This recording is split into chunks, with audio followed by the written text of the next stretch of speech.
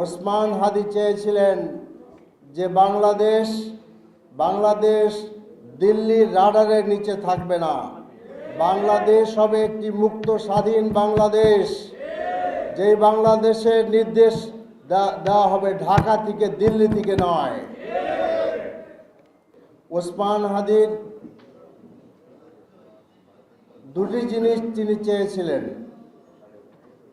তার প্রথম জিনিস হলো তিনি ইনসাফপূর্ণ একটি বাংলাদেশ চেয়েছিলেন।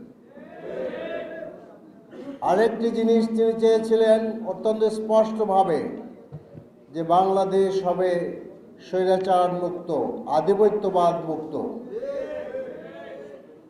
এবং কালকে আমরা একটি স্লোগান মুহুর্মুহু শুনেছি যে দিল্লি না ঢাকা, ঢাকা ঢাকা। ওসমান হাদি চেয়েছিলেন যে বাংলাদেশ দিল্লির রাডারের নিচে থাকবে না। বাংলাদেশ হবে একটি মুক্ত স্বাধীন বাংলাদেশ, যেই বাংলাদেশের নির্দেশ দেওয়া হবে ঢাকা থেকে, দিল্লি থেকে নয়। কাজেই আজকে আমরা আগামী বাংলাদেশ যদি ওসমান হাদির যে স্বপ্ন আছে, স্বপ্ন ছিল, সেই স্বপ্নকে যদি আমরা বিনির্মাণ করতে চাই, তাহলে আমাদের এই দুটি জিনিসের মধ্যে খেয়াল করতে হবে। আল্লাহ তাআলা ওসমান হাদিকে কোথায় নিয়ে গেছেন চিন্তা করেন।